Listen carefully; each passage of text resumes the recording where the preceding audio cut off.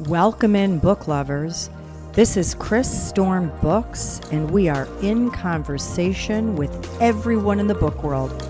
We're looking for the buzz, the trends, the stories behind the stories, and even a few secrets. Let's get started. Welcome back, book lovers. We are super excited because we have the writing duo, Andrews and Wilson, Brian Andrews and Jeff Wilson, back with us here today. They've been on the show before, but today we're going to talk about their new Tom Clancy novel called Defense Protocol. Welcome back, both of you. We're excited.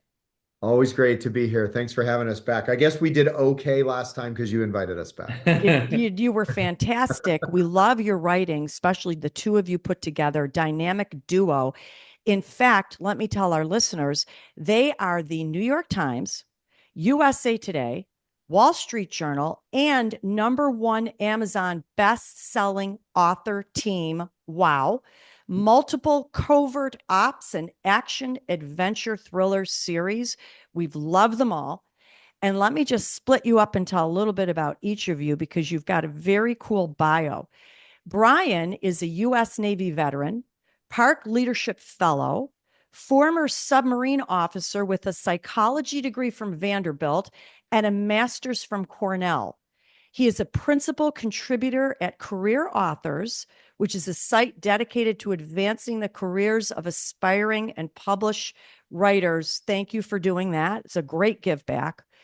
Jeff has worked as an actor, firefighter, paramedic, jet pilot, diving instructor. What more could you do? Wait for it. Vascular and trauma surgeon, of course. He's served in the U.S. Navy for 14 years. He's made multiple deployments as a combat surgeon with a SEAL team. He and his wife, Wendy, live in Southwest Florida, and the two of them together also have a series, Sons of Valor, the very first book in that series, which is in development for film, which we're very excited. And we're going to hopefully meet with them again in July to talk about that book.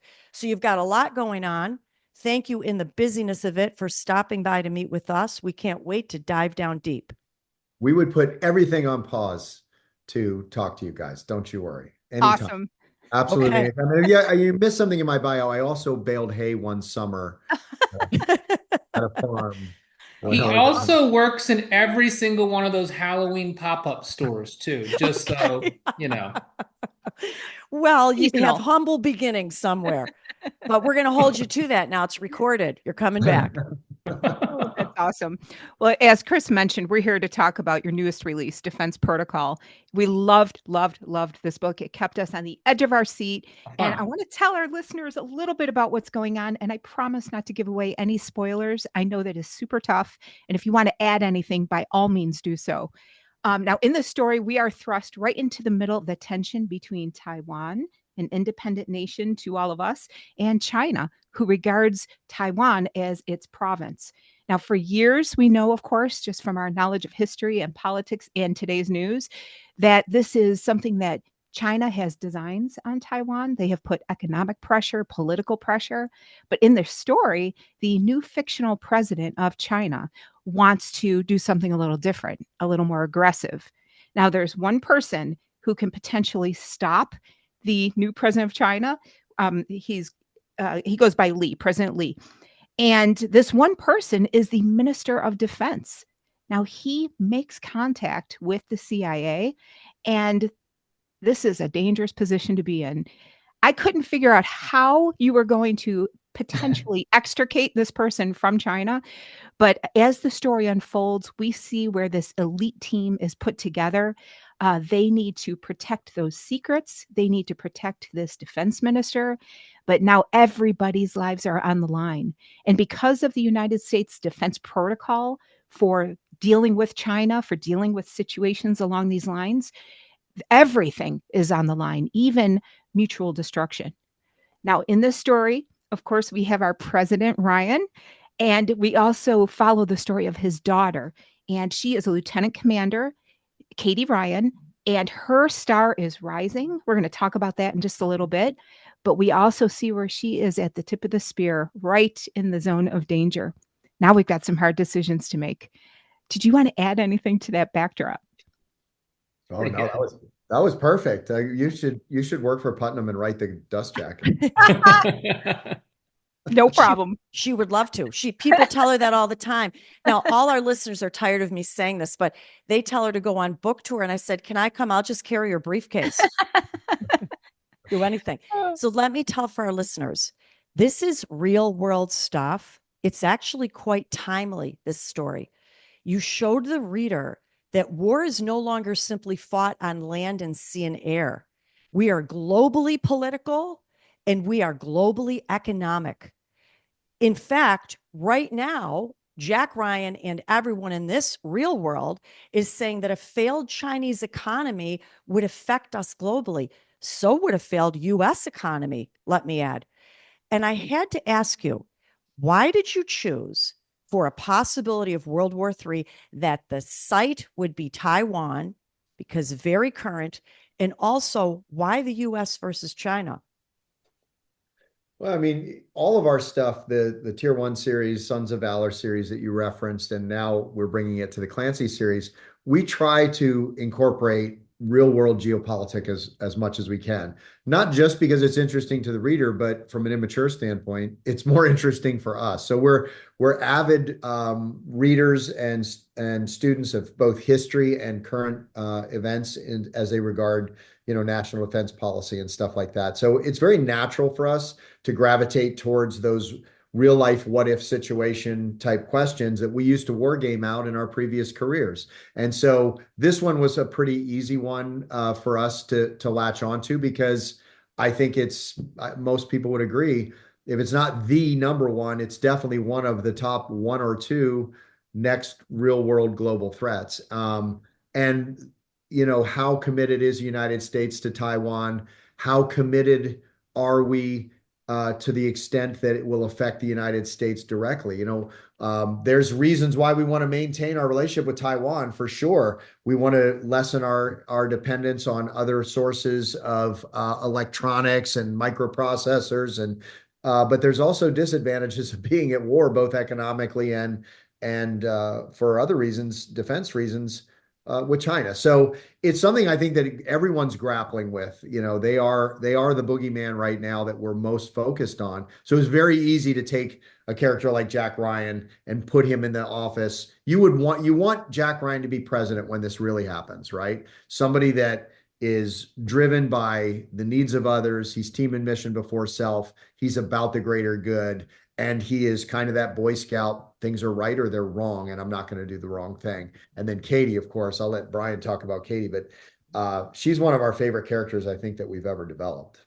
Mhm. She's amazing. And I'm sitting here hoping maybe future president. What do you Oh, think? What do you think, Brian? I mean, it's fun to think about, the family business. And, it's not, I don't think, well, in real life now with the Trump family and ultimately them having different roles in government, I think sometimes fiction mirrors real life. And so, we always knew, even when we were reading the Clancy books from a long time ago, that it seemed to make sense that the kids would be somehow involved in the family business. Now, in the case of the Ryans, the family business, the dad, Jack Ryan, grew up as a CIA analyst, right? So the family business has always been sort of analyzing these geopolitical situations and trying to find a solution when it seems like there isn't any. And I think that's always been sort of Jack Ryan's superpower, is to look at all the puzzle pieces and find a way to put them together to avoid catastrophe, and do it in a way that is principle based, right? Like Jeff said, he's the guy, he's the Boy Scout whose moral compass is uncorruptible. And so with Katie, what's fun is, this was a character that we were sort of responsible for and given the freedom to develop in the series. Jack Ryan Jr. has his own series, but we'd only seen Katie as a small child, back in the canon and Patriot games. And so it's fun to see, okay, well, what would she be like as she's growing up under sort of the shadow of her big brother, who's now an action hero in his own right. Yeah. And her dad has now become president of the United States. And I think what we found writing Katie is that she's, where Jack Jr. has sort of said, well, I'm taking this path, my dad took this path. Katie's definitely more on the same path as her dad, very analytical, strong moral compass, not a warrior. She's not a Navy SEAL. She is in the Navy, but she works for the Office of Naval Intelligence. And so, she's out there trying to prove herself with her own skill set and her own credibility, not trying to rely on just her dad or her brother to be the one that gives her credibility in her field. Mm-hmm. And I love the way you always put her right in the middle of everything. She gets on the helicopter headed to Taiwan, and I'm like, of course she's going there. Last time she was on a ship. We love it. Thanks. Well, and that was what was always fun about Jack, right? Like in the original books. And because this series has lasted so long, I think one thing that Clancy did that was brilliant was he didn't just keep him 25 for 400 books, right? He has shown his whole life and his family's life arc out. Well, that's great. And it makes for a wonderful, wonderful story and legacy. But as the writers who are now responsible for it, it's very limiting. Like Jack Ryan is the president. He's not going to be fast roping out of any helicopters. But what was my favorite thing about the original Jack Ryan was that he was that fish out of water, right? I'm just an analyst. All those times you heard him say, I'm just an analyst. And we sort of have lost that from the series because he's the president now. And as Brian pointed out, Jack Jr., he is an action hero, right? He is really more what the Krasinski character is in the TV show. Mm-hmm. And so that's been lacking in the series. And by developing Katie, we were able to bring it back because Katie is that Jack Ryan analog almost for the modern reader, where she is like, I don't want to be here. I want to be in my office analyzing data, but I can't not go. I can't let it go. The other fun thing about developing Katie was it's a new opportunity to develop Jack. Like there's not much left unexplored about who Jack Ryan is. I mean, he's actually a part of our national culture, the fiber of our culture now. So there's not a lot of unanswered questions about who Jack is and what he would do in a certain situation. But one thing you've never seen of Jack until these two books is the daddy that he is, and the girl daddy, right? Like Brian and I both have daughters, and that relationship, my relationship with my daughters is not like any other relationship on earth, not like that with my other children, not like that what's with my wife, with my work partner, nothing. It's a special relationship. And I think it gave us an opportunity to explore other sides of Jack Ryan's personality that we couldn't have explored otherwise. Yeah. Yeah, that's why we open the book with them playing Battleship, right? Yeah. I love that scene. It's sort of a metaphor for the plot of the book, right? The big naval positioning, and you can't see behind the board of what the other person is doing, right? As they're taking shots, but also this bonding moment between father and daughter, and father and daughter sort of being analytical and making moves, right? So that was sort of a metaphor for the book. And I think the other thing we just want to bring up for your listeners that's important is that through Katie, we're able to, you mentioned it in Act of Defiance. She is a visitor on the USS Washington, a Blackfish. She's never been on a submarine. She has to go to sea, and she deploys, and she's thrust, as Jeff said, she's that fish out of water. In this case, she became a fish underwater, right? So she's now in an environment where she'd never been before. So we get to show the world what it's like to operate on a submarine. In this book, our hero platform, or the platform that we showcased, was an Arleigh Burke-class destroyer. And again, Katie Ryan is there, and we get to show the world what it's like to be in CIC, the Combat Information Center, on a Arleigh Burke, on the surface, how it's different than a submarine. Its role's different, its vulnerabilities are different as it's navigating a very stressful and tactical situation over there in the South China Sea and Taiwan Strait. So that was really fun for us to highlight a new big Navy platform and show that to the world. I actually want to pick right up there, if you don't mind, Brian, and ask you about that because, we saw her in her new role, a new environment, and her job was to uncover the truth and gather some real-time evidence and intelligence and also feed it to the fleet. This is a little different than what she normally does. And she had some reservations. There were a couple times where she was like, I don't know exactly how to do this or what I'm doing. How did she develop that confidence, because we see really significant outside things going on and also a little self-doubt. So I love that you noticed that in the story, and that was something that Jeff and I spent some time discussing and actually being quite intentional about. Is this because that's real life? You show up, you've been given this assignment, and she's verbalizing this idea that, well, wait a minute, I'm given these marching orders, but they're pretty incomplete. I'm not even really sure like what my job's supposed to be. What are you expecting me to do? And then you show up on station and it's like nobody's going to tell you. I mean, no one's going to spoon feed you. And so you can sort of fake it till you make it. But that can be dangerous, especially when you're in a position where lives are at stake. So her response actually shows quite a bit of self-awareness and self-confidence, which is she's comfortable saying, "Hey, you, what are we doing here? What do you need from me? What am I supposed to be doing? Explain this to me." And a lot of people are, because of their ego, wouldn't be able to do that, right? They'd be afraid to show that weakness and vulnerability.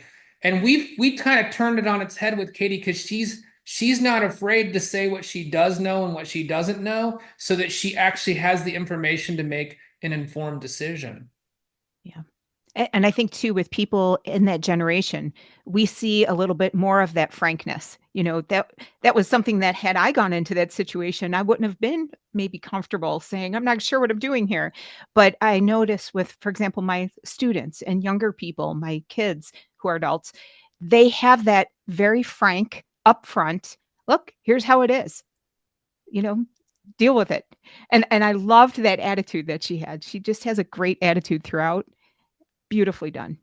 Beautifully done. I'm saying I'm voting future president. We don't know. It's still out there. Now The let other me see. fun thing about Katie, because we go back to the roots of a fish out of water character, we love being able to highlight these platforms. Brian mentioned that we sort of highlight the Arleigh Burke destroyer, which is not, from the outside looking in, it's not a very sexy platform. Like Navy SEALs get a lot of airtime, fighter jets are cool, submarines are so mysterious, but the surface fleet sort of gets a bad rap. Is like, okay, they're just the boat guys, right? And that's not true at all. And we enjoyed our experience. The Navy supported us in this book, just like the last one. When we went out on an Arleigh Burke and we met with the crew and talked about them. And we've been in the CIC and seen how it works. And it was a fascinating thing. We wanted to share all that. But one thing we've learned over the years is that readers love to learn, but oh my gosh, they hate to be taught. And so you have to let them see things through the eyes of another character. You can't just explain to them how an Arleigh Burke works because it's boring, right?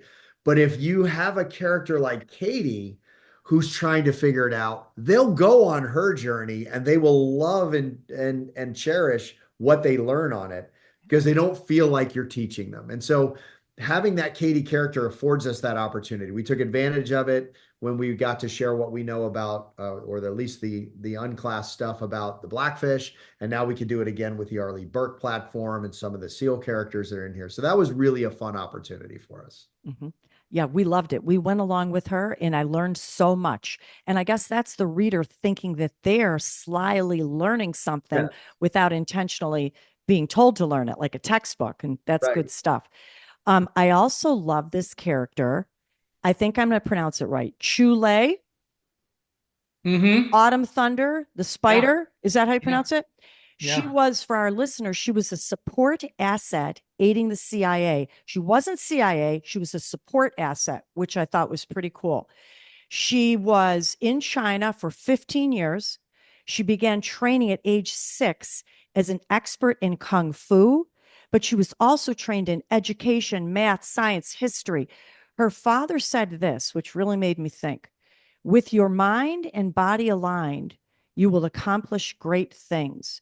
So I'm using this almost like an allegory to the US and China. You need physical strength, but you better have wit. And maybe you better have some morals too.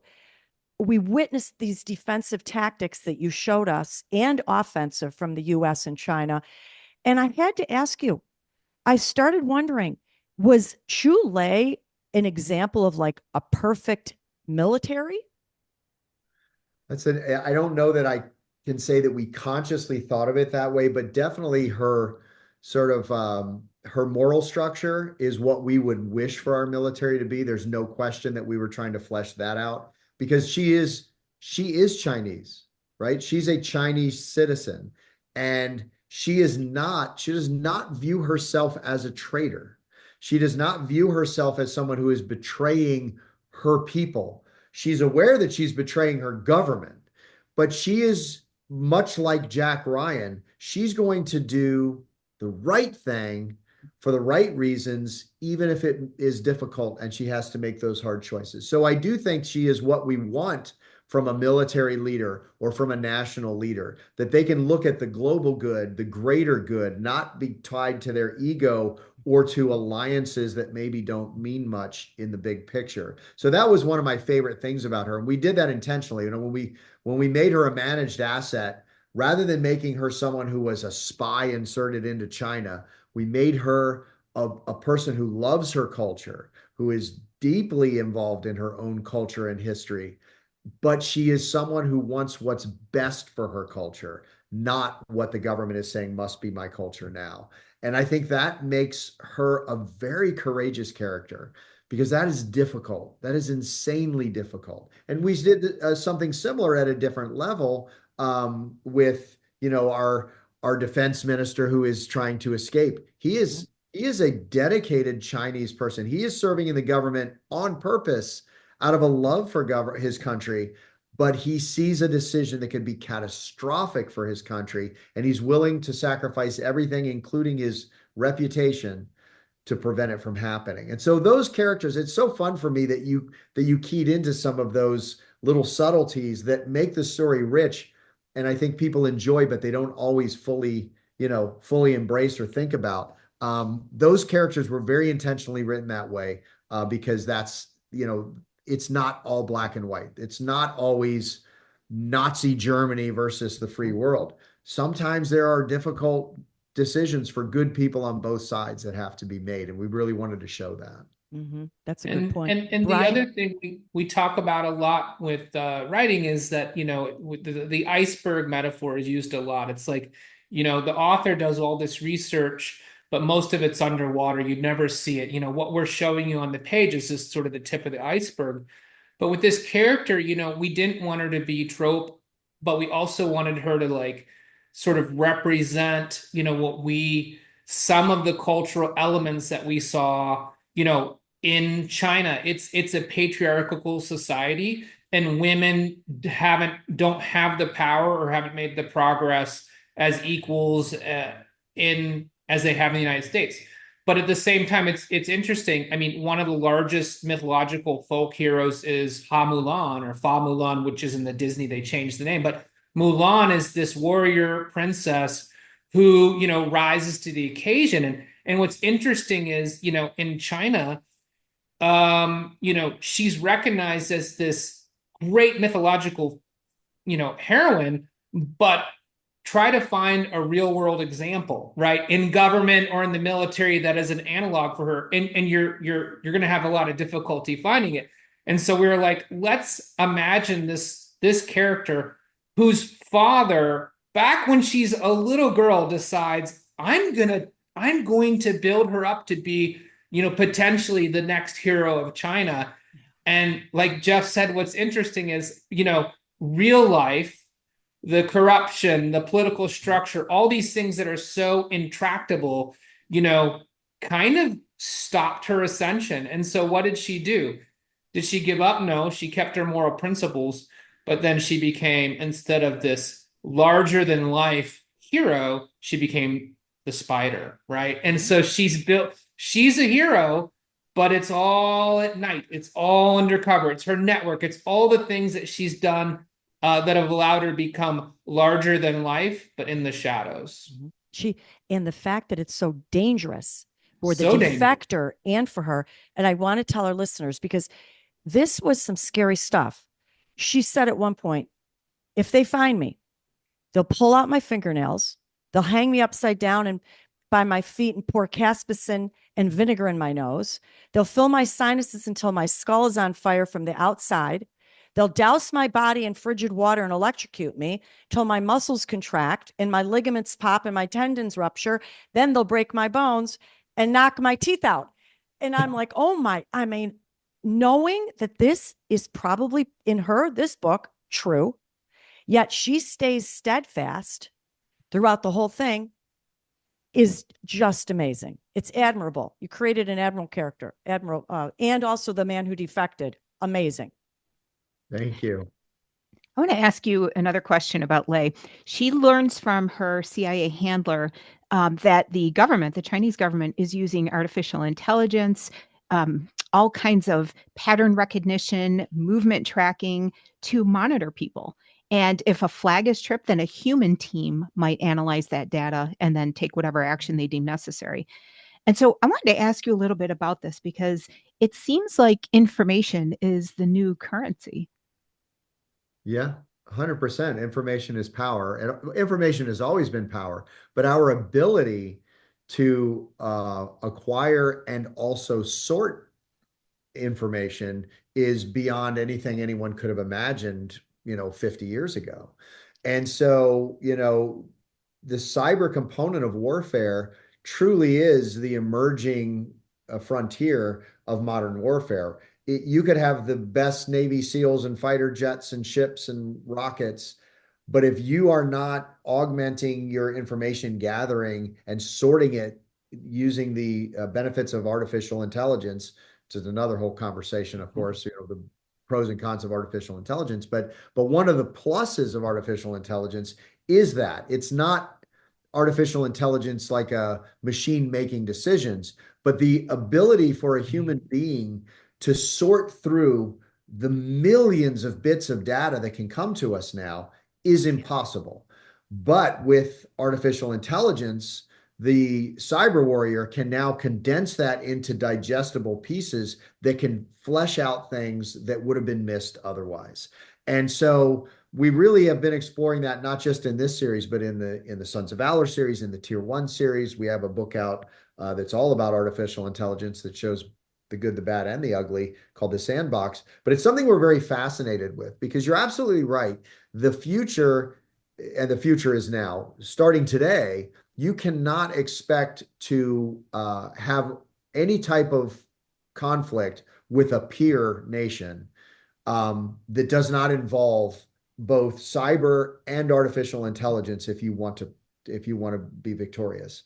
And we wanted to show that. But it also was fun in this book because it showed one way to defeat that, which is this woman who says, okay, so I'm going to be off the grid. Well, how are you going to get done what you need to do off the grid? And she has to go to very 1940s style intelligence work and spycraft in order to subvert this new way of doing the wet work that people do. So it was really fun to be able to use that as the foil for the cyber warfare, right? How can you do it? Well, maybe we're better than artificial intelligence because we can be creative, we can think outside the box, we can come up with solutions that are based on drops and lemon juice for invisible ink or whatever analogy you want to use. So that was a really fun for us to explore that so that we could show a different side of that than what we've explored in some of our other books. Absolutely. I loved there were so many exciting parts of this book, but one of them was even seeing how the military is grappling with these emerging issues. And you certainly laid the groundwork for, future stories because you just see it gaining in importance. And that was really, really fascinating. That's really cool. So well done and congratulations. We loved this book. We are really grateful that you came on to discuss it. And we'd love to know if you can share a clue about what's on the horizon for each of you. Well, whatever's on the horizon for me is also on the horizon for Brian and vice versa. Listen, now we've this career marriage is impossible in a way. So everything we do together now. But let's see, what can I do? Well, there's going to be another Ryan book that is going to be coming out in a year, and so we have some ideas about that. But we also have, all of our other work. We're very excited. I guess my mind is focused mostly on Tier 1, Brian, because we're literally turning in. We're just putting the fine touches on book number 9 right now to turn it into our editor on December 1st. So that book will be coming out next year, which we're super excited about. It's going to be a lot of cool questions answered that fans have been emailing us rather frequently about. So they're going to finally get some of those answers, and that's exciting. So that's probably my 2 big ones. What do you got, Brian? I think it's okay for us to drop the little hint about the next Clancy book, don't you? Sure. Sure. I just didn't want to make that decision for us. Please do. Well, if you're like, no, then I would do. But Katie has another brother. There's another Ryan, Kyle.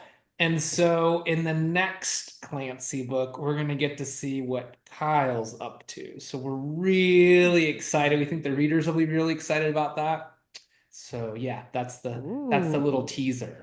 Excellent. I feel like that's breaking news. That's awesome. That's a You're little the first to know. We got a little scoop here, Kristen. I know. Love it. I want to tell our listeners real quick how to get in touch with you. First of all, you are on Facebook, on Goodreads, on BookBub, on X. You've got a website, brianandrewsauthor.com. No, it's Andrews-Wilson. Yes. And that also too, right? There's 2 websites. We've got andrews-wilson.com. That's and our then real website. Yeah. Stick with that one. Okay. Yeah. All right, listeners, you know where to find them. And we highly recommend this amazing book. It was so entertaining as well as thought-provoking. So in real world, real life. Yeah. Good stuff. Fantastic. Thank you again for coming on. It's always such a pleasure to see you guys. Nice to see you. See you before July. Next book. Yeah. There you go. Take care.